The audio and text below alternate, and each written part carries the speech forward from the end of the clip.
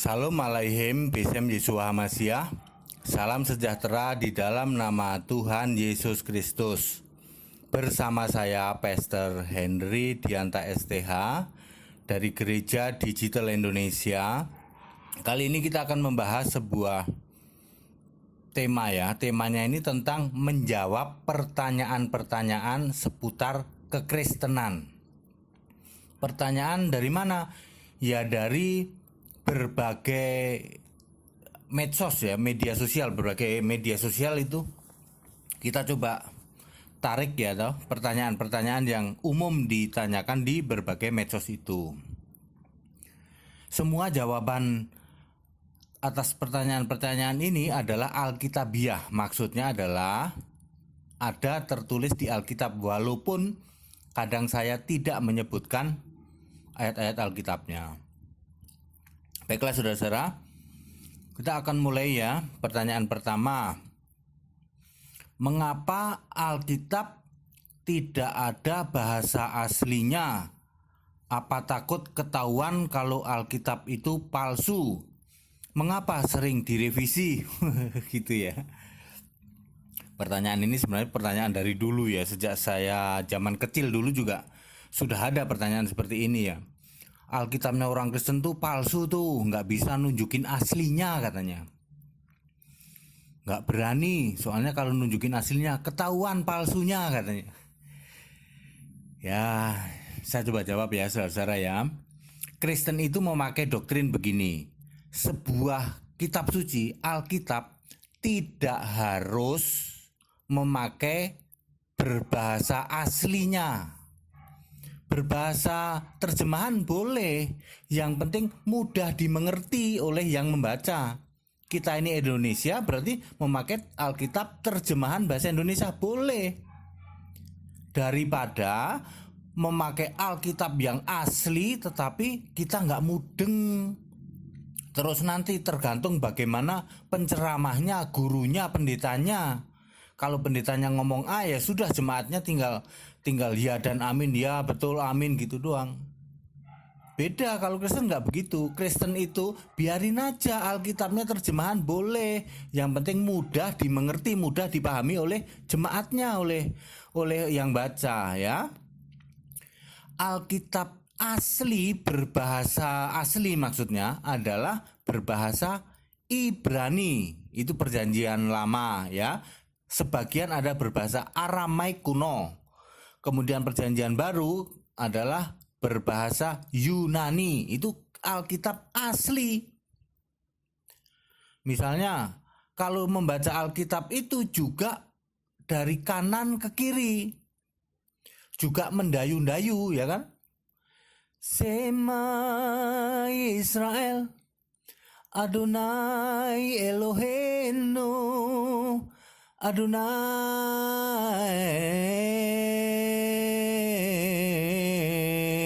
kat ya, gitu ya. Itu disebut ngaji. Saya pinter ya ngaji, dulu mantan sih ya. Membaca Alkitab bahasa asli, bahasa Ibrani itu kayak gitu tuh. Dilakukan mendayu-dayu, disebutnya ngaji. Tapi kalau ditanya artinya ya nggak tahu, wong itu pakai bahasa Ibrani. Lebih baik mana yo? Bisa baca tapi nggak tahu artinya, tapi asli itu, asli bahasa Ibrani sana. Ya kalau saya sih mendingan pakai bahasa Indonesia aja, yang penting ngerti artinya ya. Lagian nanti kalau pakai bahasa asli nanti ada lomba baca Alkitab gitu. Ada juga apa lagi? Ada lagi lomba menghafal Alkitab gitu ya. Alkitab tuh asli gitu. Kalau sesuatu yang niru itu yang belakangan apa yang duluan? Tentunya yang belakangan ya toh. Yang asli itu yang duluan apa yang belakangan? Ya yang duluan lah. Nanti kalau yang belakangan dibilang punya aku asli, punyamu tiruan. Ya lucu dong, yang duluan ada kok. Dibilang niru, dibilang tidak asli. Ya, belakangan munculnya ratusan tahun kok dibilang ini yang asli, punyamu yang palsu. Ya enggak dong, di mana-mana kalau suatu produk atau apapun juga tuh yang niru tuh yang belakangan. Yang niru nyontek sana nyontek sini itu yang belakangan. Jangan kok karena sudah dicontek sana contek sini terus bilang tuh yang pertama tuh palsu tuh, ya jangan, nggak boleh gitu dong ya. Jadi tegaskan lagi, Alkitab itu aslinya berbahasa Ibrani, sedikit ada yang berbahasa Aramaik dan berbahasa Yunani ya. Terus apakah perlu direvisi? Nggak perlu, karena Alkitab itu adalah firman Allah. Allah itu maha sempurna, firmannya sempurna. Di dalam khotbah saya yang lain saya ngomong gini, Allah itu nggak mungkin ya terus tiba-tiba tepuk jidat, aduh saya lupa katanya, kalau gitu saya turunin kitab yang baru deh, menyempurnakan kitab yang lama. Allah kok begitu? Allah nggak kayak gitu ya. Allahnya orang Kristen itu sempurna. Firman yang diturunkan adalah sempurna. Alkitab itu sempurna, tidak perlu direvisi, tidak perlu disempurnakan. Lah kalau soal terjemahannya dalam bahasa Indonesia boleh-boleh saja direvisi ya. Contoh yang paling akhir direvisi itu adalah kata Allah lain ya. Allah itu kan cuma satu, nggak ada kok Allah lain. Makanya terus direvisi menjadi ilah lain. Ini revisi terbaru Alkitab nih. Ya, boleh itu terjemahan kok. Tapi bahasa aslinya mah kagak direvisi. Ya. Jangan karena gitu terus dianggap itu Alkitabnya orang Kristen nggak asli, itu palsu. Itu doktrin zaman saya masih remaja itu. Ya, kadang saya sedih banget ya, ternyata sampai hari ini masih ada di doktrin kayak gitu tuh. Oke, pertanyaan pertama terjawab ya. Pertanyaan kedua, penebusan dosa itu gimana? Ya, jawabannya mudah, tidak ada penebusan dosa. Loh, lah itu Yesus menebus dosa? Siapa bilang? Itu salah. Yesus itu menebus manusia berdosa. Ya, bukan menebus dosa. Kalau menebus dosa, dosanya ditebus, dosanya masuk surga, manusianya masuk neraka. Ini yang ditebus adalah manusia berdosa. Manusianya masuk surga, dosanya dibuang ke neraka, dihapuskan, dihanguskan. Itu maksudnya penebusan manusia berdosa, bukan penebusan dosa ya. Oke, lah gimana caranya? Karena manusia yang mau ditebus, maka Yesus harus menjadi manusia.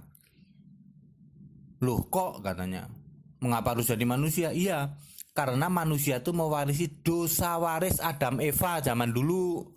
Adam Eva jatuh ke dalam dosa, hukumannya luar biasa loh. Hukumannya apa? Mati kekal di neraka loh. Gara-gara Adam dan Eva ini nurutin iblis alaihi laknat, maka hukumannya mati kekal di neraka. Allah merasa sangat perlu untuk hadir dalam bentuk manusia. Dulu lewat nabi-nabi Allah hadirnya dalam bentuk roh, tidak menyelesaikan masalah. Tetap saja orang jahat ya, tetap saja kecenderungannya ikut iblis. Sebab dosa waris itu nggak main-main, nggak bisa diampuni, nggak bisa ditebus dengan perbuatan baik, melakukan amal soleh, menjalankan perintah agama, menjauhi larangannya. Tidak bisa untuk menebus yang namanya mati kekal di neraka gara-gara dosa waris. Wah, kalau gitu kebetulan Pak, saya nggak mengakui dosa waris. Ya kalau Anda nggak mengakui dosa waris, Anda harus bisa membuktikan bahwa Anda nggak bisa mati. Wah, kalau nggak bisa mati ya enggak lah, kami bisa mati, itu sebabnya Anda mewarisi dosa waris. Tetapi karena kesombongan hati Anda nggak mau mengakui. Dosa waris itu tidak bisa dihapus memakai amal soleh, perbuatan baik, menjalankan agama, menjauhi larangannya. Satu-satunya yang bisa menghapus adalah karya penyelamatan Yesus Kristus. Jadi menurut Kristen, manusia itu nggak butuh agama. Yang butuh adalah manusia itu butuh juru selamat. Sebab hukumannya ini luar biasa loh, hukuman kekal neraka loh. Dengan penebusan manusia berdosa ini, karya Yesus ini, maka sekarang manusia itu punya kesempatan. Mau terus ikut iblis, mati hukum kekal di neraka, atau mau percaya Yesus, hidup abadi di surga. Itu punya option itu. Anda yang mau milih terima Yesus, maka Anda hidup kekal abadi kelak di surga. Yang nggak mau, ya nggak apa-apa. Terus saja nanti Anda di bawah hukuman kekal iblis alaihi laknat itu. Jelas ya? Pertanyaan nomor 2 terjawab. Pertanyaan nomor 3. Adam tidak punya bapak, kok tidak dijadikan Tuhan? Yesus juga tidak punya bapak, mengapa oleh orang Kristen dijadikan Tuhan? Ini pertanyaan dari zaman muda juga nih. Saya ternyata masih ada ya kayak gini ya, doktrin kayak gini ya. Kadang saya tuh kasihan ya, maaf ya ini ya, saudara-saudara ya. Saya tuh kasihan sama generasi muda kita. Ternyata ini doktrin-doktrin seperti ini. Adam kan nggak punya bapak, kok nggak dijadikan Tuhan? Yesus juga nggak punya bapak, kenapa dijadikan Tuhan? Ini dari zaman saya dulu remaja loh. Saya didoktrin oleh mentor saya, guru saya kayak gini loh. Ternyata sampai hari ini masih ada loh. Puluhan tahun. Aduh, saya benar-benar kasihan deh. Kok ada ya masih yang mendoktrin kayak gini ya? Padahal dunia makin maju. Ya, gadget ada di mana-mana, tinggal klik Google aja loh sebenarnya loh. Baik ya. Jadi saya jawab ya. Yesus menjadi Tuhan itu bukan gara-gara nggak punya bapak ya. Lah biar lucu sekalian ya toh. Anda bilang Yesus nggak punya bapak dijadikan, ya sekarang saya jawab. Yesus jadi Tuhan itu bukan gara-gara nggak punya bapak ya. Bukan itu. Adam itu diciptakan oleh Yesus. Ah ya bener Pak katanya. Iya, ketika Yesus itu waktu itu menjadi firman Allah. Bukan hanya menciptakan Adam itu hanya salah satu bagian kecil dari ciptaannya Yesus. Yesus firman Allah. Alam semesta ini diciptakan oleh Yesus. Langit, bumi, laut dan segala isinya. Yang kelihatan maupun yang tidak kelihatan, alam roh, malaikat, itu semua diciptakan oleh Yesus. Termasuk manusia, Adam, Eva. Ya, diciptakan oleh Yesus. Lah kok ciptaan mau disamain sama penciptanya? Ya salah tuh ya. Adam itu diciptakan oleh Yesus, sementara Yesus itu sang pencipta. Yesus menjadi Tuhan bukan gara-gara tidak punya bapak. Yesus menjadi Tuhan karena sukses melaksanakan karya penebusan manusia berdosa tadi. Mati disalib lalu bangkit. Setelah bangkit itulah Yesus menjadi Tuhan dan Kristus. Jadi untuk mempermudahnya, kalau waktu jadi manusia itu Yesus itu dikuasai oleh ruang dan waktu, dibatasi oleh ruang dan waktu. Ketika menjadi Tuhan tidak dibatasi oleh ruang dan waktu, itu bedanya. Gampang kan? Gampang. Oke, udah jelas ya. Yang nanya gitu, Adam nggak punya bapak, ya jawabannya Yesus jadi Tuhan bukan gara-gara nggak punya bapak ya. Kemudian yang keempat, pertanyaan nomor 4. Yahudi saja menyalibkan Yesus, mengapa orang Kristen menuhankan Yesus? Ini juga sama nih dari dulu ya. Ini masih ada sangkut pautnya tentang karya penebusan manusia berdosa tadi ya. Yesus itu datang ke dunia dan dia nanti ngomong di akhir-akhir pelayanannya, dia tuh ngomong ke murid-muridnya, hei murid-muridku, nanti aku tuh bakal mati loh, aku bakal disalib dan nanti aku bakal bangkit. Yesus itu udah ngomong berkali-kali kayak gitu kepada murid-muridnya di detik-detik terakhir pelayanannya. Ya, tahu dan sadar, dan Yesus milih taat.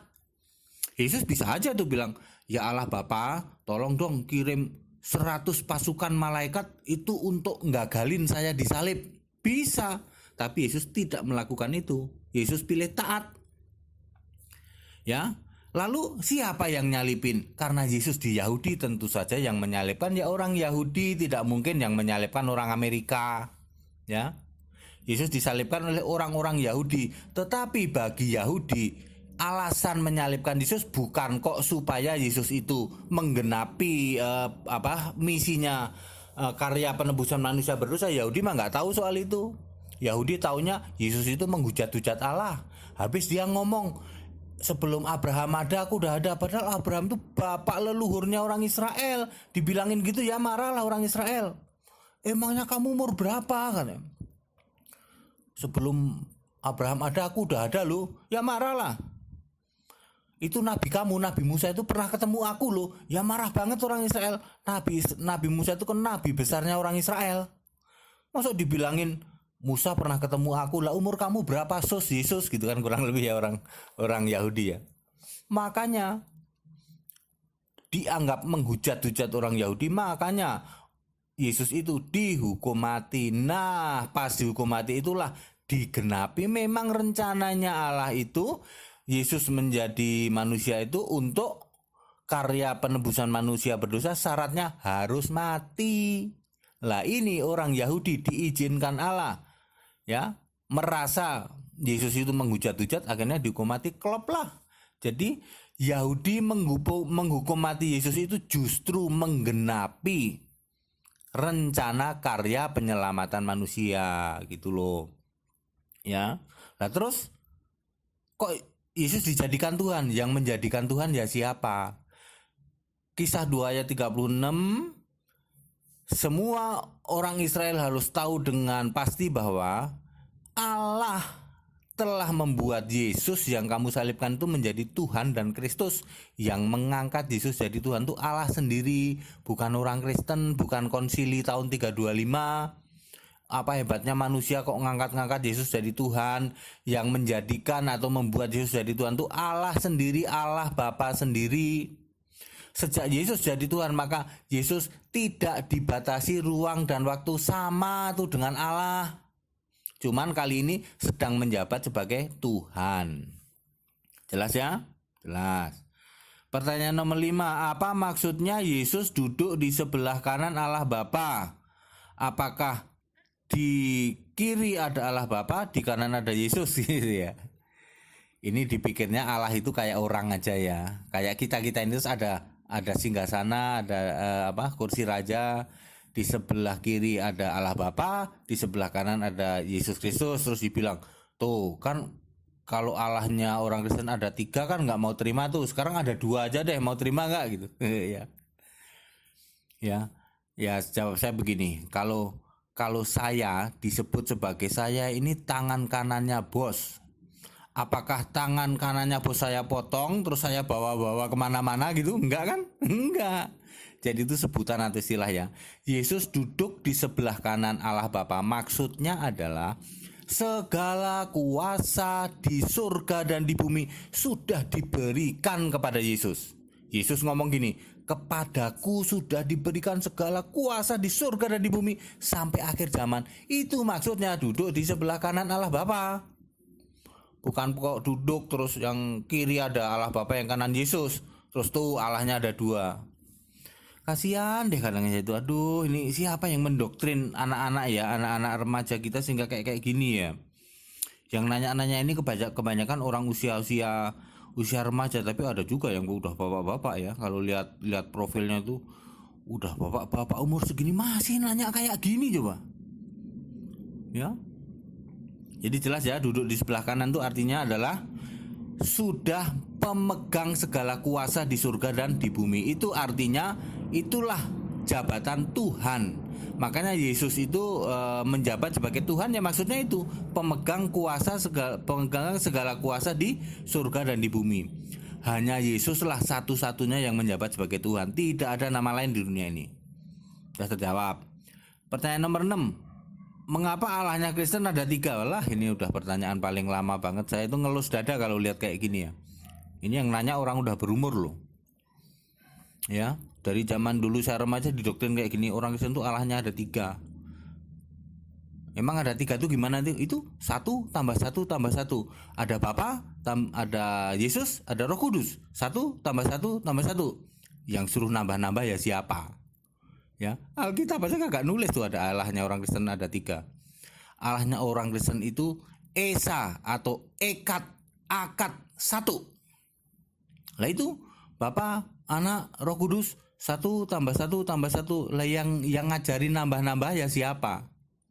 Bagi kami Bapa, Anak, Roh Kudus itu 1 kali 1 kali 1 sama dengan 1.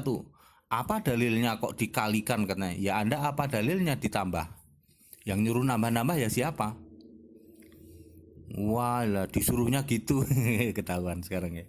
Dari dulu nih, dari zaman saya sejak remaja itu Allahnya orang Kristen ada 3. Yang bilang 3 ya siapa? Ada di mana? Cari di Alkitab kalau Allah Kristennya ada 3. Kagak ada, kagak ketemu. Ya. Yang benar ya 1 Esa, Ekat.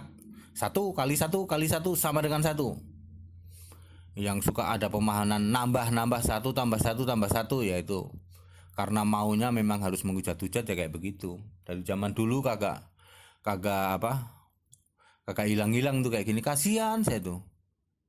Oke, terus pertanyaan nomor 7, seperti apa wajah Yesus? Nah ini dia ya, karena di luar sana itu lucu-lucu loh, Yesus dipakein peci loh.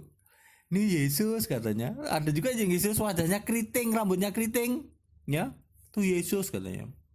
Bagi saya jawabnya sederhana sih. Kalau saya meyakini Yesus itu ya yang sekarang ini yang sering nongol di gambar-gambar ilustrasi itu, ya gondrong, ada jenggot cambangnya, terus hidungnya mancung, ya putih juga, pakai jubah kayak gitu. Ya udah saya bilang itulah wajah Yesus. Kalau saya bilang itu pun Anda nggak bisa komplain loh. Anda mau komplain pakai apa? Sama-sama nggak punya foto aja kok ribut gitu kan? Emang Anda punya foto Yesus? Nggak ada. Lah kami juga nggak punya. Kami meyakini itu aja kan, orang Yahudi. Lagian untuk apa ngurusin foto Yesus Yahudi zaman dulu? Wong Yesusnya aja udah nggak ada. Yesus sudah naik ke surga, udah jadi Tuhan. Itu kan Yesus saat ada di manusia. Abad pertama mana ada foto? Minimal setidaknya ada tulisan-tulisan atau relief-relief di batu-batu, prasasti-prasasti. Minimal dari situ. Terus pelukis-pelukis ya mengilustrasikan dalam bentuk gambar-gambar begitulah. Tapi ya lebih mirip yang itu, yang kami yakini itu, yang gondrong berjubah itu, daripada yang pakai peci terus wajahnya wajah Arab gitu. Itu lucu itu ya. Ya, kalaupun toh kami mengatakan itu gambar Yesus, Anda juga nggak bisa komplain. Anda juga nggak punya foto pembandingnya toh. Menurut kami ini Pak, itu kan menurut Anda. Anda juga nggak punya fotonya, foto Yesus ya no? Udahlah, nggak usah dimasalahin wajah Yesus kayak apa. Kalau mau tahu wajah Yesus sekarang, nah tapi kalau Anda lihat langsung mati jadi abu. Yesus itu sinarnya saja wajahnya melebihi panasnya matahari kok. Ya, kalau Anda nantang-nantang nih, aku pengen lihat wajah Yesus, Anda mati gosong. Kalau dikabulkan oleh Yesus, Yesus betul-betul nunjukin wajahnya kepada Anda mati gosong, jadi abu. Ya. Yesus itu wajahnya bersinar-sinar itu karena kuasa dan kekudusannya. Sebab Yesus adalah Allah ya loh. Allah itu sendiri tidak dibatasi ruang dan waktu, tetapi sedang menjabat sebagai Tuhan. Artinya ya belum beres lah, nanti sampai hari kiamat baru selesai jadi Tuhan. Pertanyaan nomor 8, mengapa orang Kristen tidak mengenal halal haram? Ya betul, tidak mengenal halal haram. Bukan hanya halal haram, sunat juga enggak, akikah juga enggak, apa itu ngaji tadi, yang saya ngaji tadi juga udah enggak, salat Yahudi juga udah enggak, jilbab Yahudi juga enggak. Orang Yahudi itu berjilbab loh. Ya, kita enggak, orang Kristen enggak ngikutin jilbabnya Yahudi. Sampai hari ini orang Yahudi berjilbab. Sampai hari ini orang Yahudi itu salat, tapi salatnya Yahudi, sujudnya wajahnya ngadep atas. Tapi sekarang ini sudah dipengaruhi oleh Arab mungkin ya, sujudnya kadang nungging-nungging nyujud ke tanah. Tetapi aslinya Yahudi zaman dulu kalau sujud itu dengkulnya di tanah, wajahnya hadap atas, sebab dia tahu Allah itu ada di atas. Tuhan Yesus kalau sujud juga begitu. Ya, wajahnya hadap atas sebab Yesus tahu Yesus dari surga. Yesus ngerti Allah itu di surga, yang di bawah itu bukan Allah. Yesus pada waktu mati di salib terus turun ke dalam kerajaan maut. Kerajaan maut itu di bawah bumi sana. Jadi kalau sujud di bawah bumi berarti ya silahkanlah dinilai sendiri. Tapi Alkitab mengatakan di bawah bumi itu kerajaan maut. Itu rajanya iblis, alaihi laknat. Kalau Allah itu di surga, itu di atas. Makanya kalau sujud orang Kristen, wajahnya menghadap atas. Bukan hanya soal halal haram, salat Yahudi juga batal, akikah batal, halal haram batal. Apalagi orang kalau beribadah dipisah laki perempuan batal. Orang lagi haid nggak boleh ibadah batal. Apalagi ada banyak lagi ya. Kok batal sih? Sebab dengan matinya Yesus maka Yesus sudah menggenapi hukum Taurat dan membatalkan hukum Taurat. Ya, sunat juga batal. Udah jelas ya, tidak ada halal haram. Lagian yang dimakan hari ini besok dibuang ke toilet, ngapain ngurusin halal haram ya? Udah nggak ada halal haram lagi ya. semua makanan halal, tapi tidak semua makanan berguna. Jadi yang nggak berguna ya nggak usah. Ya, saya kalau suruh makan siput saya nggak tega, suruh makan belut saya nggak tega. Ya, nggak usah lah. Ya geli ya, saya geli. Jadi ada orang yang makan siput apa itu kerang laut yang bentuknya kayak siput tuh kok, saya mah geli. Itu nggak apa-apa, saya yang doyan silahkan, itu tidak haram. Tapi kalau untuk saya nggak makan itu. Tidak, menurut saya tidak berguna makan itu. Makan yang lain aja, daging babi atau apa gitu kan, itu ketahuan itu. Baik, terus kemudian pertanyaan nomor 9. Surga Kristen itu seperti apa? Apakah betul hanya muat 144.000 orang? Oh, ini ya. 144.000 itu dipilih dari bangsa Israel. Itu sebagai, ya boleh dibilang nanti pembantunya Tuhan Yesus lah gitu. Itu hanya dari Israel dipilih 144.000. Tiap suku Israel dipilih 12.000. Itu bukan kok untuk penghuni surga. Iya, itu untuk apa? Orang-orang pilihannya nanti di surga nanti. Orang-orang pilihannya Tuhan Yesus di surga nanti itu. Surganya Kristen sendiri tak kasih tahu ya, ukurannya nih. 3 kali luas Indonesia, kurang lebih 240 kali luasnya Israel sekarang, kurang lebih 0,8 kali luasnya Amerika, ya. Tingginya menjulang sangat tinggi banget. Kalau Anda naik pesawat terbang, tingginya segitu di atas awan itu, ini 240 kali ketinggian pesawat terbang. Bayangin, itu identik dengan rumah bertingkat 650.000 tingkat. Kalau dibikin rumah, ya ukuran rumah-rumah standar sekarang ini akan muat 10 miliar rumah. Jadi saya juga nggak ngerti nih, apakah hanya untuk 144.000 orang. Ya, kalau satu rumah bisa muat 3 atau 4 orang ya toh, berarti akan terjadi 30 atau 40 miliar orang di surga nanti. Itu hanya estimasi ya, itu hanya hitung-hitungan matematika ya. Tetapi saya ingin mengatakan bahwa surganya Kristen itu sangat-sangat luas, sangat menjulang tinggi sekali di atas segala angkasa. Tapi surga itu bukan di langit bumi yang sekarang. Langit dan bumi sekarang ini lenyap dulu, baru ada itu.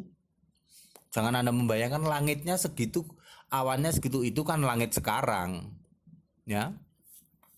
Surga nanti bukan di langit bumi yang ini, tapi langit bumi yang baru. Terus di surga ada apa? Yang jelas di surganya orang Kristen itu hanya ada hal-hal yang abadi. Yang nggak abadi nggak ada. Dan hanya ada hal-hal yang kudus suci. Yang nggak suci nggak ada. Ya, seks itu tidak abadi. Seks itu fana. Jadi tidak ada di surganya Kristen. Iblis, setan, jin itu tidak suci, tidak mungkin ada di surganya Kristen. Meskipun setan ngaku-ngakunya sudah tobat, iblis ngaku-ngakunya sudah jadi baik, ya. Jadi kalau ada yang memahami bahwa di surganya Kristen itu ada jinnya baik, ada setannya sudah tobat, terus iblisnya menjadikan dirinya event organizer, bekerja sama dengan setan yang sudah tobat dan jin yang sudah baik tadi, menyediakan wanita-wanita penghibur pemuas seks di surga. Kalau ada yang punya anggapan begitu di surganya Kristen, itu 100% salah total ya. Kalau di surga lain nggak tahu, tapi di surga Kristen nggak ada kayak gitu, nggak ada seks, nggak ada wanita pemuas seks. Di surga nggak ada kalau di surganya Kristen, sebab itu tidak kudus, tidak suci, dan tidak abadi. Di surga Kristen hanya ada hal-hal yang abadi dan yang suci. Oke, terus setiap manusia nanti di surga itu memakai mahkota. Orang-orang yang percaya Yesus ini akan memakai mahkota. Mahkota itu ya masuk surganya itu karena beriman kepada Yesus. Hanya satu itu cara masuk surganya. Tidak ada cara lain. Amal soleh, perbuatan baik, melakukan perintah agama, menjauhi larangannya tidak bisa untuk masuk surga. Yang bisa masuk surga itu hanya orang yang beriman kepada Yesus. Terus nanti setiap orang yang masuk ke surga itu memakai mahkota. Cara mendapatkan mahkotanya yaitu dengan pahala, kejar pahala. Makin banyak pahalanya, mahkotanya makin gede, duduknya makin di depan, ya ngomong gampangnya gitulah. Minimal kalau kita asal bertahan tidak murtad terus sampai mati itu tetap jadi orang Kristen, otomatis kita sudah dapat pahala. Dapat mahkota. Mahkotanya namanya mahkota kehidupan kekal. Itu duduknya paling belakang nanti. Ya, itu benar, ini saya mengilustrasikan saja. Tapi ini Alkitabiah loh, ya. Itu surganya Kristen, ya. Jadi orang Kristen juga perlu pahala. Ya toh, berbuat baik, amal soleh perlu, tetapi bukan untuk cari tiket surga. Kalau cari tiket surga 100% pasti gagal. Nanti nyesel kita, capek-capek gitu ya, stres cari pahala, nggak taunya nggak bisa masuk surga. Untuk masuk surga beriman aja sama Yesus lah. Udah, titik. Ya. Ada yang enak, ngapain cari-cari yang sudah terus amal soleh dan lain sebagainya, itu untuk mendapatkan mahkota. Makin amal soleh kita bagus, pahalanya bagus, mahkota kita makin kinclong. Nah, itu ada 5 macam mahkota. Nanti kita duduknya di depan melayani Allah Alpha Omega yang tak lain tak bukan adalah Yesus.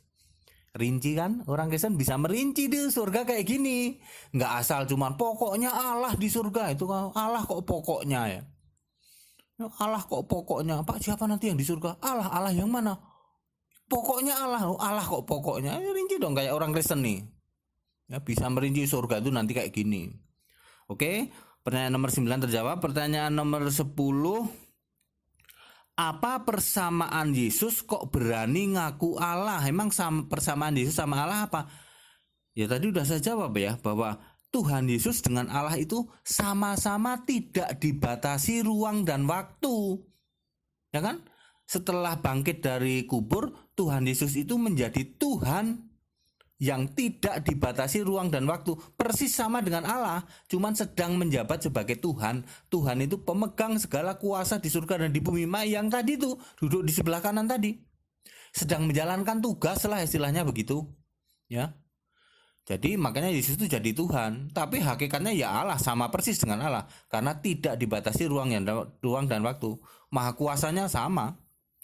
Ya, udah jelas ya, tadi udah dijawab juga. Terus pertanyaan ke-11, mengapa Yesus dibaptis? Ya, Yesus dibaptis bukan karena dosa, tetapi untuk menunjukkan bahwa itulah awal mula Yesus memulai pelayanannya. Dibaptis oleh Yohanes karena memang harus demikian ya. Adat istirahatnya begitu.